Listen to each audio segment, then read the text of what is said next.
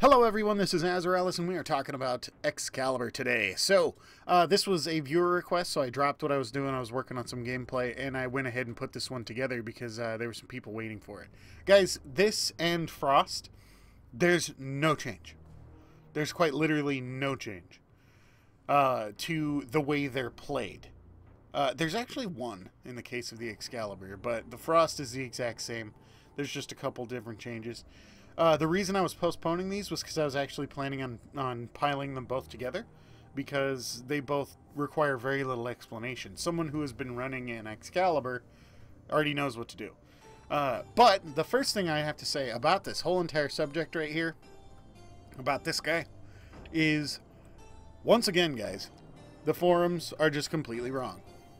They're just completely wrong. A lot of people are freaking out about the fact that radial blind now interacts with the environment. What that means, guys, is that for those of you who might not have been up to speed on that, radial blind will not affect targets that are behind cover or behind a bunch of other enemies.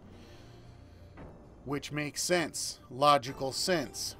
So I love the idea. Absolutely love the idea. Now, guys, everybody's freaking out talking about how they're not going to use their Excaliburs and yada yada yada. Guys, that's baloney. The Excalibur has always had radial javelin as well. And what radial javelin does is it attempts to find the correct trajectory to move beyond cover to hit a target. All we're going to do in this build is we're going to use a combination of both radial blind and radial javelin. We're going to use radial javelin when we have to. When there's just too many guys who are stuck in behind cover and not affected by our blind stun. It's literally that simple. And there's two different interpretations of this. The only things that you have to worry about is tankiness, you have to worry about range, and you have to worry about efficiency. And as you guys can see, I did put one form onto my Excal because I love playing him. He's absolutely, it's just addictive, especially in U15, guys. His super jump and slash dash combo, oh my gosh, yes, yes please. We'll hop into the abilities here in a sec, just to go ahead and let you guys know about that. There's two different options though. One is going for just extreme range like this, or if you're like, say, going against Grenier or something like that, who have a tendency to hide behind cover a lot, Grenier or Corpus, you can go ahead and swap this out. You can swap this stretch out for a my brain just fell apart. What was it? Natural talent. There it is. I knew if I scrolled long enough I'd find it. That's going to go ahead and help you with the casting speed of your radial javelin, which is arguably going to be more useful in those kind of situations. The problem, the reason we're not just going to run a radial javelin build, is because radial javelin costs more and it has a longer cast time. So we're going to have to sacrifice range to be able to go ahead and use a natural talent to make this thing as useful as we can. Why? Why? And why not use radial blind for everybody who's standing up and then occasionally throw out a radial javelin? It's that simple. I know that there's been a few times that I've just ran with the natural talent on here just because I didn't actually need this much range. It's very rare that you actually have to use any of the maxes in this game. Very, very rare.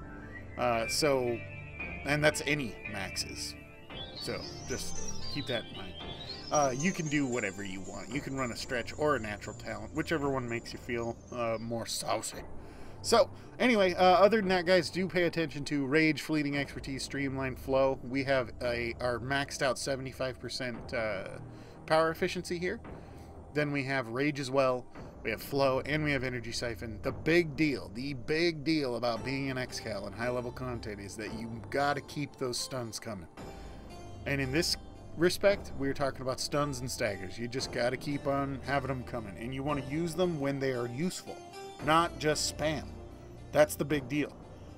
It's not just spam these every single time a guy gets anywhere near you. That's not what you do. You go ahead and you look for situations. You look around and you see, like, okay, my friend is about to get bombarded by a bunch. Boom, I'm in a radial blind. You know, okay, there's a whole group of dudes back there behind this low-lying wall. I'm in a radial javelin. And that's going to make them stagger backwards. therefore coming out of cover. That's the way you use this guy, and that's the way you make him incredibly effective. So, other than that, guys, what I like doing with him is I like running really high DPS weapons, so obviously a Bolt or Prime on his main hand, because I like run and gunning with this guy.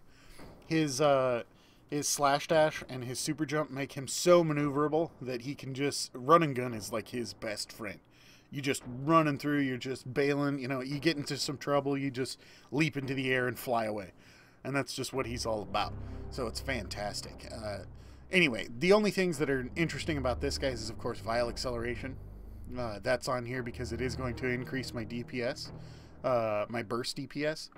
Now, Cryo Rounds is on here. Some of you may be a little bit confused, thinking, why are you using Cryo Rounds? Aren't you the one who was saying that we should all use fire?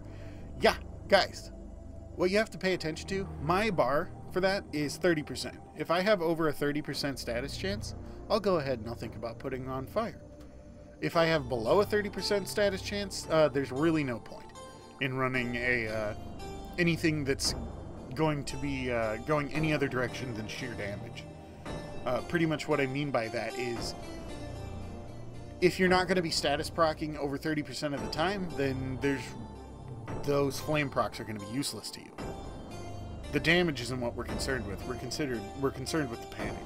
So this way I can go ahead and use Cryo Rounds to go ahead and allow myself to easily deal with people's shields for tower content. So anyway, rifle ammo mutation all day. That's just the way I believe with Boltor Prime. This thing is a spray and pray at best. So you gotta use this thing. You gotta go for the gold and use what is use the strong points of the weapon. There we go. That's the word I'm looking for. Other than that, guys, you can use a Brack. You can use whatever secondary you want, as far as I'm concerned. I use a Brack because I really like its close range domination. Then finally, for the fun thing, get yourself the biggest, nastiest weapon you have. I'm telling you, Gallatines are super fun on Excal. And you don't need this maneuverability. You don't need a spin attack copter effect with him. His slash dash costs you next to nothing in this build. His super jump costs you next to nothing in this build. You don't need help with maneuverability. He has plenty. So, what I do, and what you'll see right here is, see, the blind effect gives me a ×4 damage modifier, but I have a fleeting expertise. Okay? So I only have a few seconds to work with when I get a blind proc off on my Excal. So what I've done is I went over and I grabbed the Cronin. Why did I grab the Cronin? As you can see, there's no fury on this. It's because I have a 6,714 spin attack ×4. Pretty much what I use this for is I will go ahead and I will radio blind a priority target and then spin attack straight into them. If I'm really feeling saucy and I'm really in the game and I'm having a great time, what I can do is I can go ahead and slash dash to that target, blind him while I'm standing in front of him, and then spin attack through the guy. A lot of fun. Huge burst damage. Absolutely wonderful for shutting down like bombards and stuff. When you see them, they've been dealing with your friends for a little while and your friends are having a little bit of an issue taking them down. You just dive in, radial blind, boom, take them out with this big nasty Cronin. But other things work as well. If you wanted a bunch of AoE that you could just bust out with, you can use a Gallatine. If you wanted a bunch of CC, if that would be more beneficial for your team, you could run a Chatkatog. Huge damage. That's all I have to say. Another one that I'm very common for using is on my Excal is a Cero. There it is. A Cero in a build that looks just like this. This build actually came from, I think it's C. Yep. This build actually came from my my Unseen Support Loki build. What this is this is a corrosive damage and heat damage, so with a 70% status chance. I still have a very high spin attack, so I'm going to be able to dish a ton of damage out with someone like this to a large group of people. But the 70% status chance means I'm going to be constantly proccing corrosive and heat on all those targets as well. So it's very good, especially with someone who can stun whole entire groups like the Excalibur can. So, anyway, that's pretty much it, guys.